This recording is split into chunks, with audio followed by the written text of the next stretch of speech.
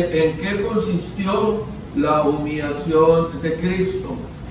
Y la respuesta es: la humillación de Cristo consistió en haber nacido en una baja condición, sujeto a la ley, sufriendo las miserias de esta vida, la ira de Dios y la muerte maldita de la cruz, en haber sido sepultado y en haber permanecido bajo el dominio de la muerte por algún tiempo.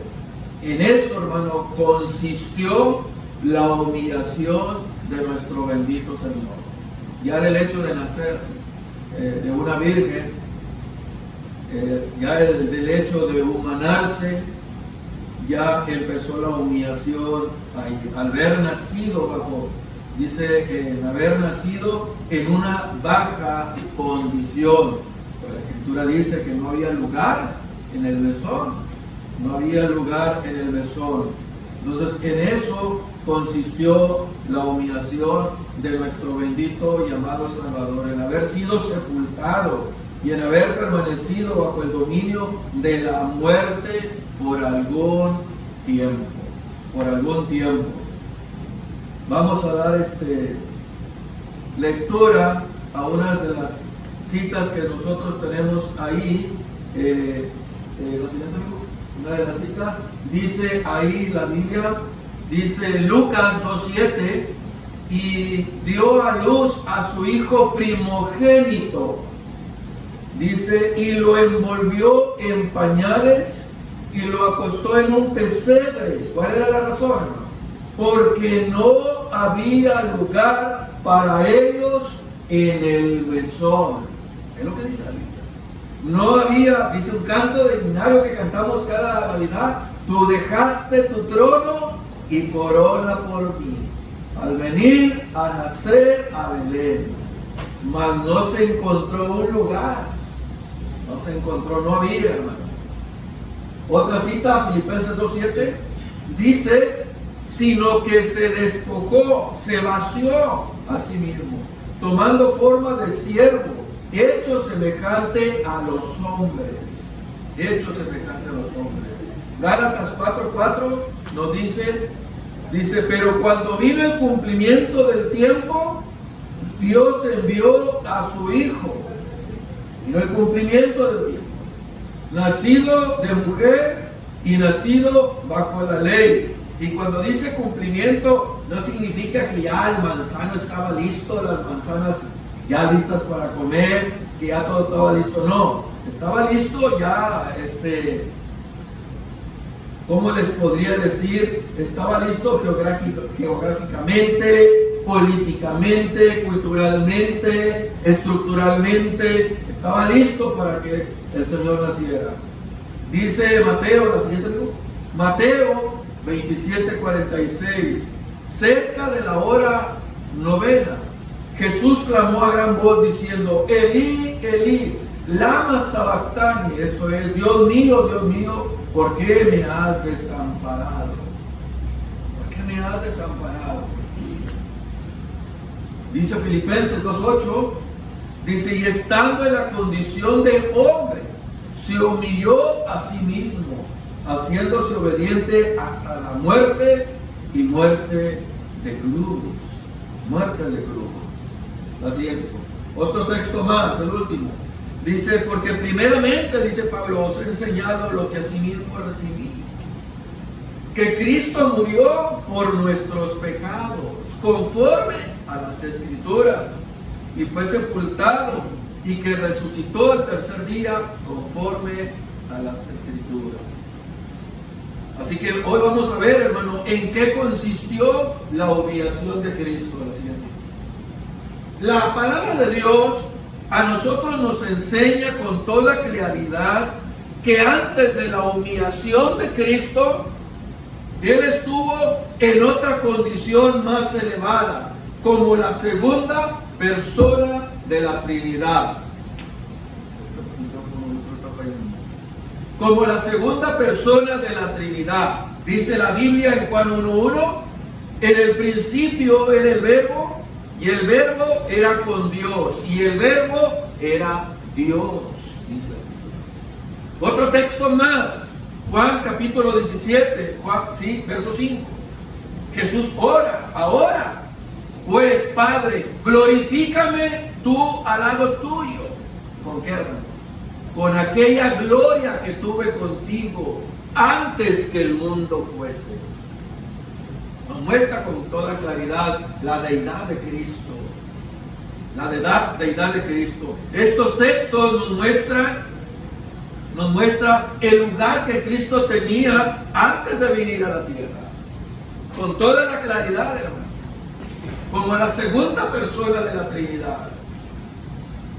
De este estado glorioso, de este estado hermoso, Cristo descendió a la tierra para cumplir su misión redentora, aquella que Dios había prometido en Génesis capítulo 3, versículo 15.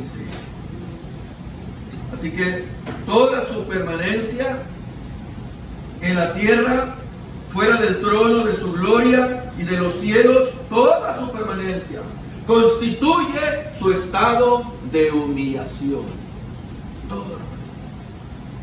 Todo constituye su estado de humillación. Humillación a la cual Él se sometió voluntariamente. Porque el Hijo del Hombre, dice, vino a buscar, a salvar lo que se había perdido. Él vino voluntariamente en beneficio de pecadores sin esperanza para salvación. Movido solamente, hermano, por un intenso e incomparable amor, su gracia, más Dios muestra su amor para con nosotros. ¿De qué manera? En que siendo aún pecadores, Cristo murió por nosotros. Qué hermoso, hermano. Dice Romanos 5:6, porque Cristo, cuando aún éramos débiles, pecadores, separados de Dios, hijos de ira, a su tiempo murió por los impíos. Dice Juan, 1 de Juan 4:10, nosotros, dice, en esto consiste el amor, no en que nosotros hayamos amado a Dios, no, dice Romanos 1:32, si no me recuerdo, que el hombre por naturaleza es aborrecedor de Dios. Así que Él nos amó primero, Él nos amó a nosotros. ¿Y de qué manera? Al enviando a su Hijo en propiciación por nuestros pecados. Así que esta enseñanza, hermanos, espero no consumir mucho tiempo, está muy interesante. La vamos a dividir en tres partes, lo siguiente. Y primeramente vamos a ver que su principio de humillación, la humillación de Cristo, principió por haberse tomado un cuerpo humano. A partir de ahí empieza la humillación de Cristo. ¿Ustedes se imaginan? La segunda persona de la Trinidad, el que hizo los cielos y la tierra. Así que ahí principió su humillación, por haberse tomado un cuerpo humano. La concepción, ¿cómo le registra la Biblia? El nacimiento de Jesucristo fue así. Estando desposada María, su madre, con José, antes que se juntasen, se halló que había concebido del Espíritu Santo. Así comenzó. Antes.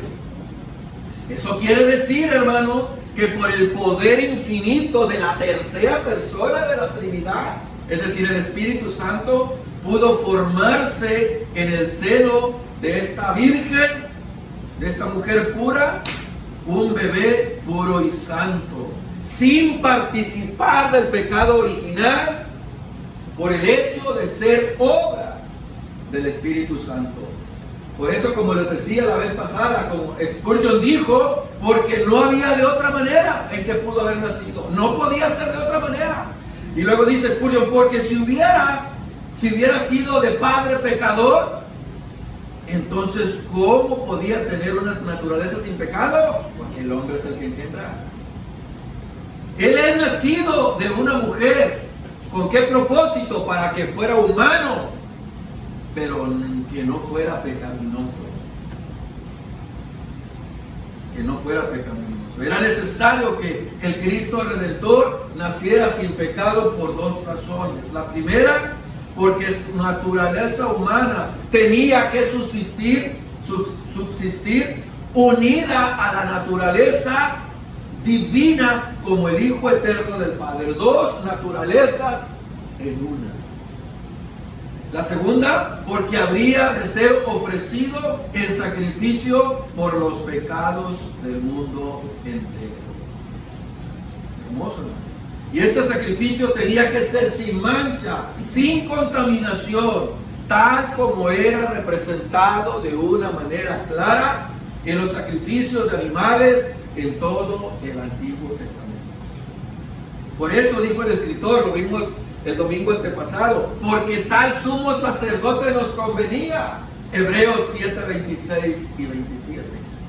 ¿Cómo? Santo, inocente, sin mancha, apartado de los pecadores, hecho más sublime que los cielos, que no tiene necesidad cada día, como aquellos sumos sacerdotes, de ofrecer primero sacrificio por sus propios pecados y luego por los del pueblo, porque esto lo hizo una vez para siempre, ofreciéndose a sí mismo.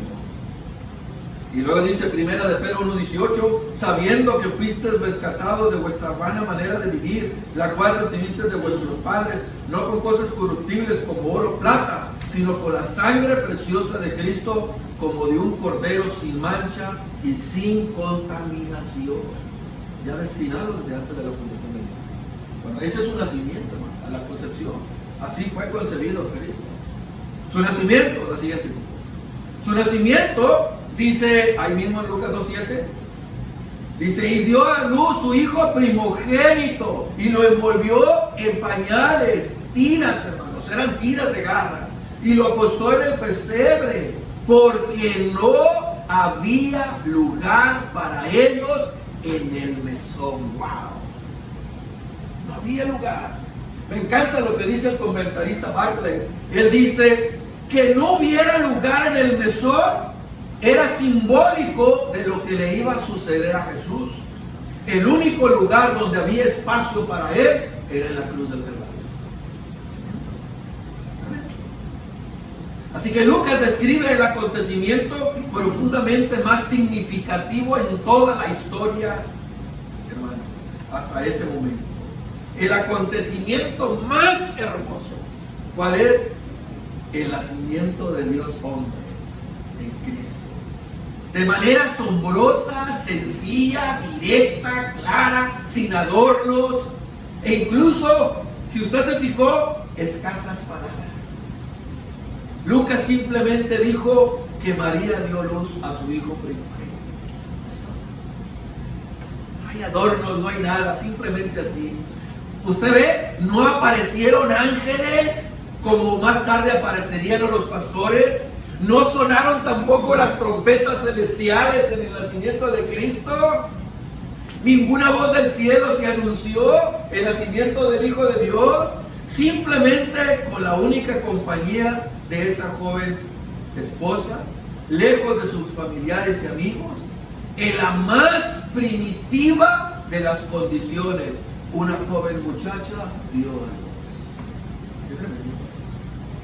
Así la segunda persona de la Trinidad pasó de la eternidad al tiempo y al espacio. Como era costumbre, María lo envuelve en pañales. Y no eran Huggy Supreme, acolchonados, ni Pamper. No, ni nada de eso. Eran tiras de tela que se usaban para atar y ceñir a un bebé y así mantenerlo calientito. El hecho es que Jesús, hermano, lo trataron como a cualquier otro bebé. Él no fue vestido con las ropas de gala. Píntale el cuarto y ponle animalitos y un Moisés con cositas que den vuelta y musiquita. No hubo nada de eso para él. No hubo. Después de cargar y envolver a su hijo, María lo acostó en un pesebre. Esta palabra pesebre en el griego significa un comedero. Ahí lo acostaron a Cristo. En un comedero. Porque María fue obligada a dar a luz, en el único lugar posible, el sitio donde albergan los animales de los viajeros. Ahí. Cuando Jesús vino al mundo, nació en las condiciones más incómodas. Una guardia maloliente, sucia y gélida, maloliente, sucia y gélida, excremento, rodeada de juicios de animales.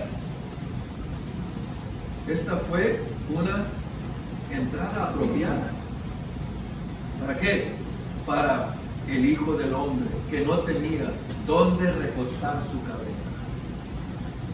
Aquel que en el mundo estaba y por él el mundo fue hecho, pero el mundo no lo conoció. Así que el Hijo del Hombre, hermano, que no vino para ser servido, sino para servir y dar su vida en rescate por muchos. Aquel que cargó nuestros pecados en su cuerpo sobre el madero, para que nosotros, estando muertos al pecado, vivamos ahora la justicia. Así que su humilde nacimiento fue apropiado para nuestro bendito Salvador, quien vino a morir como sustituto en un lugar despreciable y humildes y miserables pecadores. Qué tremendo. Así lo expresó el compositor del himno Palacios de Marfil. Palacios de Marfil. Ahora viene la pregunta del $1.000.000. La siguiente. ¿Por qué Jesús tuvo que nacer en un lugar como ese? ¿Por qué Él tuvo que nacer en un lugar como ese? Existen dos motivos, hermano, para exaltar la gloria de Dios. ¿Y qué? Y humillar. Dice Miqueas 5:2, pero tú, Belén Efrata, pequeña, no está en el mapa, no la ves. Para estar entre las familias de Judá, de ti me saldrá el que será Señor en Israel. Ay, hermano, cómo me encanta Dios. Dios, hermano, siempre suele hacer las cosas de tal manera, con exactitud, de que su gloria sea exaltada y la soberbia del hombre humillada. Es la acción favorita del Señor. Mire, si Belén hubiera sido una ciudad imponente, famosa por sus edificaciones portentosas, su poderío militar y económico, algunos pensarían que fue precisamente por causa de sus logros que Dios la escogió. Pensarían. Pero mis hermanos, Dios hace las cosas como las hace, para que usted y yo no pongamos los ojos en la supuesta grandeza del hombre, sino más bien en la grandeza de su bondad, en la grandeza de su misericordia, al derramar su favor sobre personas como usted y como yo, que no lo merecemos, personas que somos indignas. Esa es la enseñanza de Pablo en 1 Corintios 1:26 al 29. Los creyentes de la iglesia de Corinto estaban divididos en torno a personalidades humanas. Yo soy de Pablo, decían uno. No, yo soy de Apolos. Yo soy de Cefas. Y los más espirituales decían, yo soy de Cristo. Yo soy de Cristo. Es por ello que Pablo tuvo que escribirles y corregirles la plana. Pero mirad, hermanos, vuestra vocación, que no sois muchos sabios según la carne, ni muchos poderosos, ni muchos nobles. Y esto me gusta. Sino que lo necio del mundo escogió Dios para avergonzar a los sabios.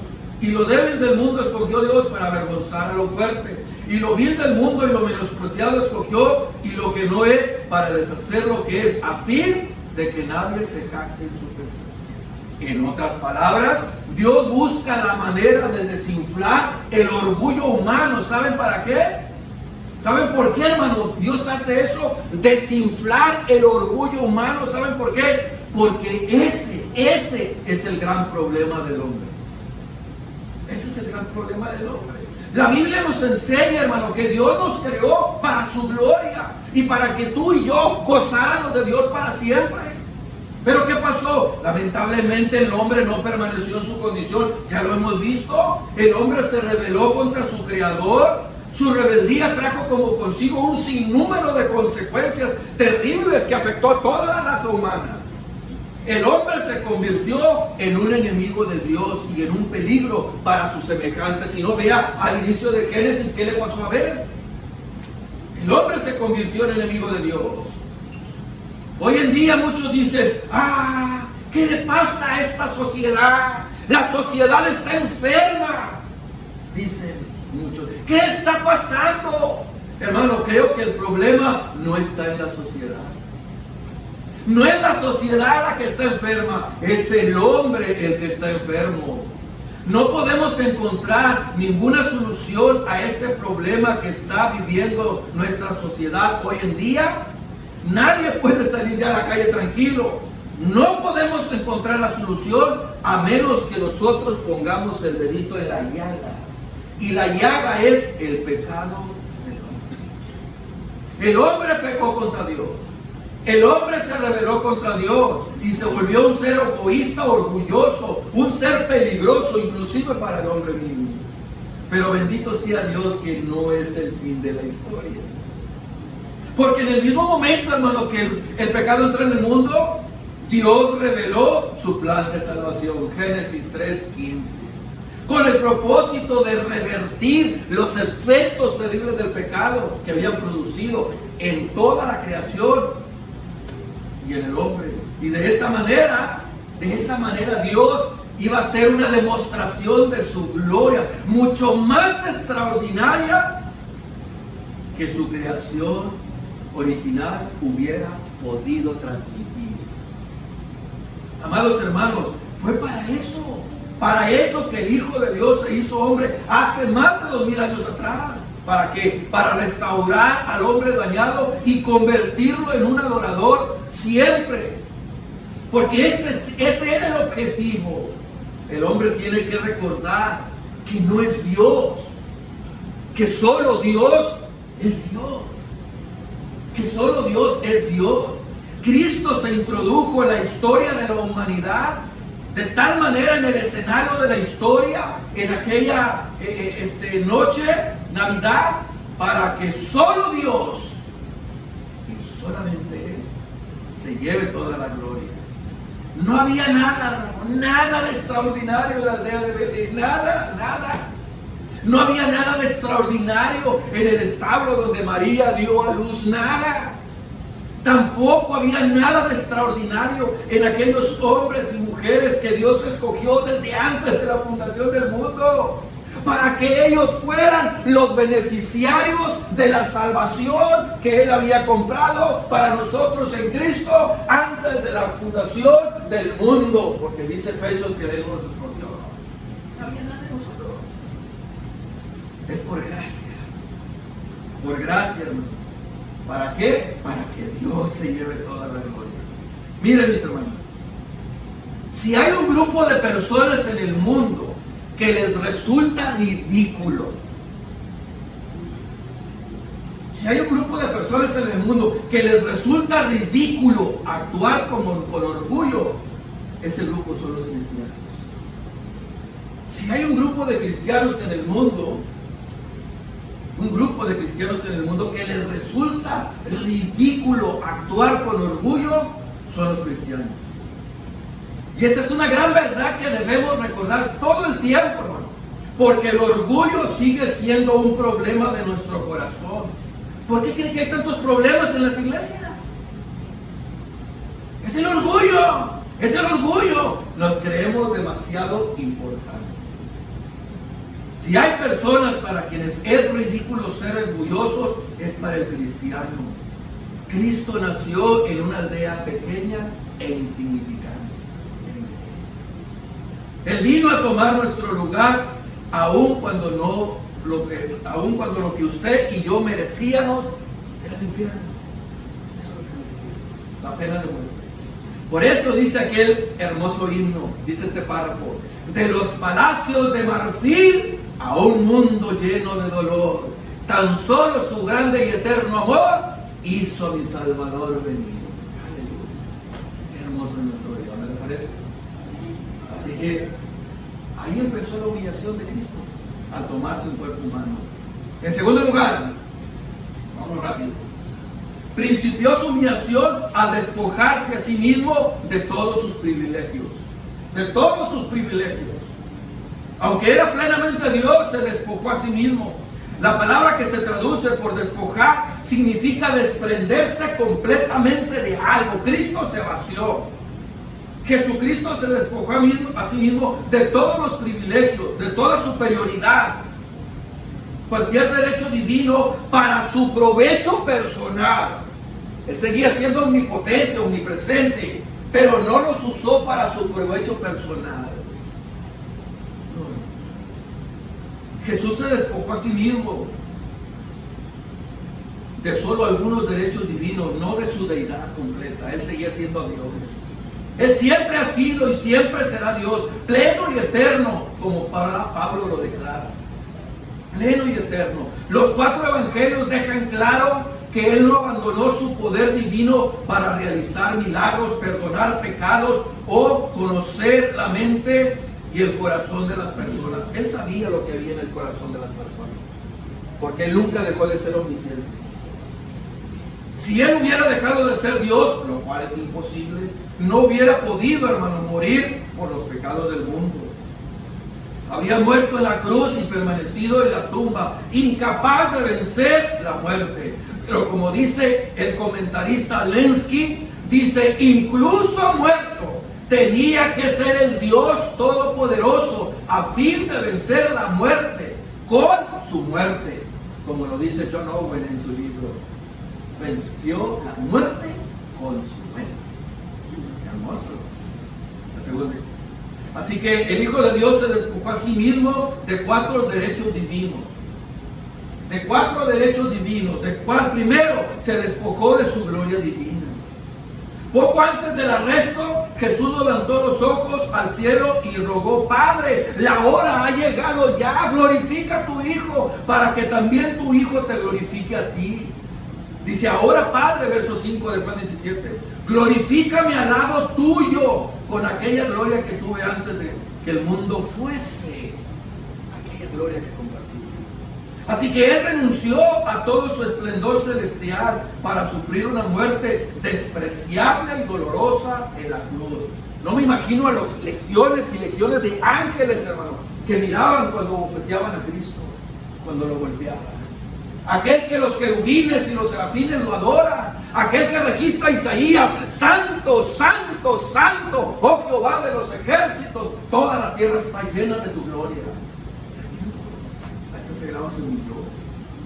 Jesús se despojó a sí mismo, en segundo lugar, se despojó a sí mismo del ejercicio voluntario de algunos atributos divinos, mas no se despojó de su deidad. Él seguía siendo Dios. Él no se despojó de ser omnisciente, omnipresente, omnipotente e inmutable. No, lo que Él hizo fue que decidió no hacer uso pleno de sus facultades durante su ministerio y vida en la tierra. Pedro, ¿qué haces? Yo puedo pedirle al Padre una legión de ángeles, inmediatamente caen. No lo hizo. No lo hizo. La siguiente. En tercer lugar, se despojó de sí mismo de sus riquezas. Dice 2 Corintios 8:9. Dice: porque por amor a vosotros, dice Pablo, Cristo, dice, se hizo pobre, aunque era rico. Dice: para que vosotros, por medio de su pobreza, fueseis enriquecidos. Él renunció a todo, hermano, incluso a sí mismo, a su propia vida. Yo soy el buen pastor, dijo Él. ¿Y qué hace el buen pastor, hermano? El buen pastor da su vida por las ovejas. Y encima de todo eso cargó sobre sí mismo una deuda muy, pero muy pesada, la más pesada que jamás nadie pudiera soportar. A tal grado de que el Padre le dio la espalda. Elí, Elí, lama sabactani, ¿por qué me has abandonado? Él se despojó a sí mismo, hermano. En cuarto lugar, por un tiempo de su relación única, lo que les decía, e íntima y directa con el Padre Celestial, hasta el punto de que Él lo desamparara. Por eso dice Pablo en su segunda carta a los Corintios, capítulo 5, verso 21, al que no conoció pecado, por ti, por mí, por nosotros, Dios lo hizo pecado. ¿Para qué? Para que nosotros fuésemos hechos justicia de Dios. Eso hizo. En tercer lugar, hermano, su humillación principió quedando sujeto a la ley como todo hombre. Pero cuando vino el cumplimiento del tiempo, Dios envió a su Hijo, nacido de mujer y nacido bajo la ley. Como todos los hombres, hermano. Jesús tenía la obligación de obedecer la ley. Y dicho sea de paso, Él dijo: no he venido a abrogar la ley, he venido a cumplirla. Y ni una tilde pasará hasta que todo se cumpla. Y la cumplió el pie de la letra. Lo que el hombre no podía hacer, Él lo hizo. Por eso dice Timoteo que Cristo fue justificado, pero no como nosotros. Nosotros somos justificados porque somos pecadores, por su gracia. Pero Él fue justificado porque fue encontrado inocente. Y la muerte solamente tiene poder con el pecador. Y como la muerte no encontró pecado en Él, tuvo que dejarlo y soltarlo. Por eso resucitó. ¿Y qué hizo después? Esa justicia nos la imputó a nosotros por la fe. Por eso es que somos justos. Así que Él vivió la ley perfectamente. A diferencia de todos, no obstante, Él mantuvo una obediencia perfecta a esa ley. Su naturaleza inmaculada, libre y sin pecado, hizo de Él el sacrificio perfecto por los pecadores. Él cumplió toda justicia, hermano, porque su obediencia a Dios fue perfecta en todo. Nadie me redarguye de pecado. En todo.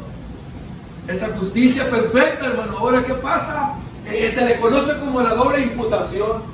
Es decir, yo le transfiero mi pecado y Él me transfiere su justicia. Y somos declarados justos. Así lo dijo el doctor R.C. Sproul: en la presencia de Dios está Él. La doble imputación. Qué hermoso. Cumplió tan exactamente la ley, no porque estuviese obligado a hacerlo, hermano, sino porque tomaba el lugar del hombre. Él era nuestro representante legal. Acuérdense, eso lo vimos en el pacto de obras. Nuestro representante legal. Se los expliqué como Goliat era representante de quién? De Filistea. ¿Y David de quién? De Israel. Si Goliat ganaba, ¿qué? Israel quedaba sujeto a servidumbre. Y si David ganaba, eran los filisteos. ¿Quién ganó? Así que Él era nuestra cabeza federal, nuestro representante legal. Imagínense toda la fila de pecadores cuando estaba bautizando a Juan el Bautista y a ver atrás Cristo. ¿Por qué se bautizó Cristo, hermano? Lo hizo por mí, porque era nuestro representante. Él tomó el lugar del hombre y así en vez de Él cumplió sin faltar nada, absolutamente nada, hermano. Todo lo que el hombre jamás podía cumplir, Él lo cumplió por ti. Gloria a Dios. Gloria a Dios. Así que esta sumisión tan completa a la ley que Él mismo había dictado. ¿Dónde la dictó? En el monte Sinaí. Allá la dictó Él. Constituye un detalle muy significativo de su humillación. El bendito Cristo participó de todas las aflicciones y amarguras de nuestra propia vida, porque Él tomó tu debilidad y mis debilidades. Él tomó nuestras debilidades, nuestros afanes, nuestros trabajos, nuestras privaciones, tentaciones, tristezas, fatigas, hambre, sed y cansancio. En suma, hermano, todas las necesidades, lo mismo del cuerpo que del alma, más las aflicciones motivadas por las enemistades de los hombres, el odio del Sanedrín, el odio de las personas, la tiranía de los poderosos, la falta de fidelidad de los suyos que lo abandonaron. Por eso dice la Biblia: despreciado y desechado entre los hombres, varón de dolores, experimentado en quebranto, y como que escondimos de Él su rostro, fue menospreciado y no lo estimamos. Qué tremendo. Continuó su humillación por haber tomado el lugar de los hombres en la ira santa y justa del Padre, que llegó a descargar sobre Él en la cruz del Calvario. Dios mío, ¿por qué me has desamparado? Durante ese tiempo de oscuridad, Dios el Padre estaba ahí estaba, pero no consolando a su Hijo, sino castigándolo por causa de nuestros pecados. Él fue completamente desamparado en su naturaleza humana por el Dios Padre. El Dios Padre no podía tener comunión mientras Él estuviera cargando el pecado de cada uno de nosotros. Hermano, la santidad de Dios no le permite tener comunión con el pecado. Y en ese momento Cristo, suspendido del cielo y de la tierra en aquella cruz, estaba cargando con tu pecado y con el mío. El que no conoció pecado, por Dios lo hizo pecado. A ese punto Cristo se humilló. Es tremendo. En cuarto y último lugar, principió su humillación en haber sido sepultado y en haber permanecido bajo el dominio de la muerte por algún tiempo. 3 días. Por algún tiempo. Nosotros a menudo no pensamos en la sepultura de Cristo, ¿no es cierto? Casi no le damos la sepultura, le damos énfasis a la resurrección. Pero mira qué enseñanza tan hermosa está ahí. A menudo no pensamos como parte del Evangelio. La sepultura de Jesús es importante, iglesia, por muchas razones. Porque es prueba positiva de que Él realmente murió. Es una prueba inequívoca de que Él realmente murió. Ya que tú no entierras a alguien que no esté muerto. ¿A quién enterramos? A los muertos. Bueno, se supone. Y la muerte de Jesús fue confirmada en la cruz antes que Él fuese bajado. Porque en aquel tiempo se conocía como el crucifragium. El crucifragium era aquel método que los malhechores estaban todavía vivos, iban y les quebraban las piedras, las piernas, las rodillas. Eso se le conocía como el crucifragium. Pero ya se había profetizado que a Cristo ni un solo hueso le quebraría. Por eso Él dijo: nadie me quita la vida, yo la pongo. Tengo poder para recibirla y para entregarla. Esto recibí de mi Padre. Así que Pilato se sorprendió de que yo estuviera muerto.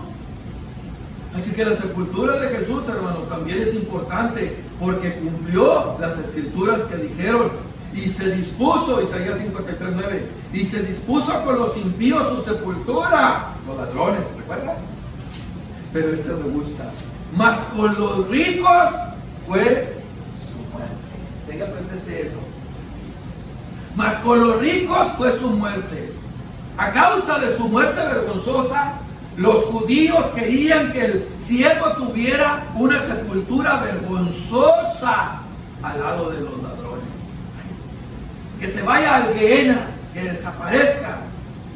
Pero en lugar de esto, hermano, su cuerpo fue colocado con los ricos en un sepulcro honorable por medio de la tumba donada. ¿De quién? Del próspero José de Arimatea. La siguiente, hijo. Del próspero. Lea esa cita, búsquela por favor. Búsquela por favor. Mateo 27:57. Mire lo que dice la Biblia ahí. Me encanta, hermano, me encanta. Esto nos habla de la soberanía de Dios en la sepultura de Cristo. Cuando llegó la noche, vino un hombre rico de Arimatea, llamado José, que también había sido discípulo de Jesús. Este fue a Pilato y pidió el cuerpo de Jesús. Entonces Pilato mandó que se le diese el cuerpo. Y tomando José el cuerpo, lo envolvió en una sábana limpia y lo puso en su sepulcro nuevo. Que había labrado en la peña. ¿Quién lo hizo? José de Arimatea.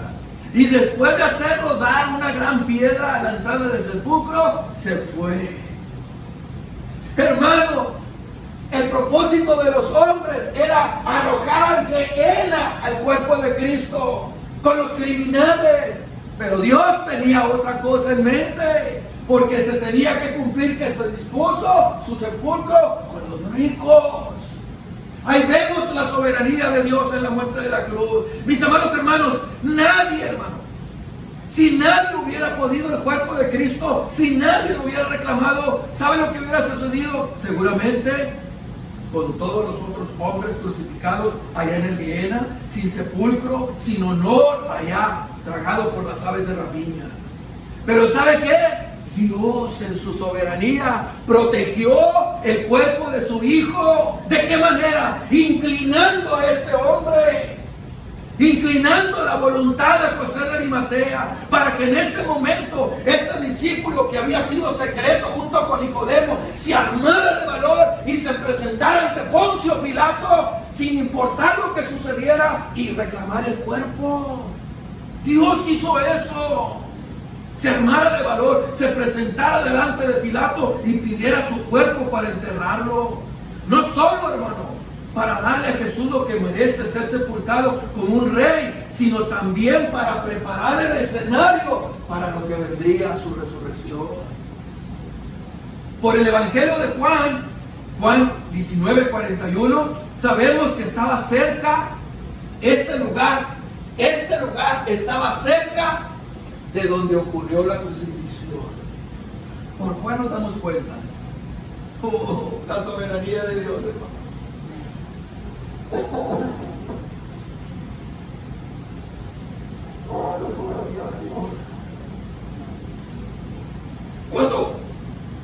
Cuando José de Arimatea acabó ese lugar para él, cuando él lo realizó, jamás pensó que ese lugar iba a quedar junto donde Jesús fue ejecutado. Jamás pensó que el primero en usar esa tumba que él estaba haciendo sería Jesús. Jamás se imaginó que esa piedra tan grande que tapaba la boca del sepulcro se convertiría en un lugar, en un testigo mudo de la resurrección de Cristo. Gloria a Dios, hermano, gloria a Dios. Es que nuestro Dios es soberano. Él controla las acciones de los hombres para que, haciendo su propia voluntad, a la vez hagan la voluntad de Dios. Yo no entiendo eso, pero es lo que la Biblia enseña. Qué hermoso es Dios, hermano. Qué hermoso es Dios. La siguiente, ¿no se conclusión? Ok. Entonces, hermano, ¿en qué consistió la humillación de Cristo? Concluye, hermano. Bueno. Leámoslo juntos. La humillación de Cristo consistió en haber nacido, y esto en una baja condición, sujeto a la ley, sufriendo las miserias de esta vida, la ira de Dios, la muerte maldita en la cruz, y haber sido sepultado, y en haber permanecido bajo el dominio de la muerte por un tiempo, 3 días. En eso consistió la humillación de Cristo. Miren, hermano, si no se acuerda de toda la presentación, como que se acuerda de esto. En eso consistió la humillación de Cristo. Oh, hermanos, para darle gloria a Dios y descansar. Como todo lo que hace Dios, hermano. No tenía ni la menor idea de este hombre que Jesús sería crucificado precisamente donde él abrió la tumba. No tenía ni la menor idea que Cristo era el que la iba a ocupar. Tampoco tenía la menor idea de que esa piedra grandota sería un testigo mudo de la resurrección de Cristo. ¿Qué cosa es lo que hace Dios? Debemos descansar en Él. Amén. Gloria sea el nombre de Cristo. Póngase de pie, hermano. Vamos a dar gracias a Dios.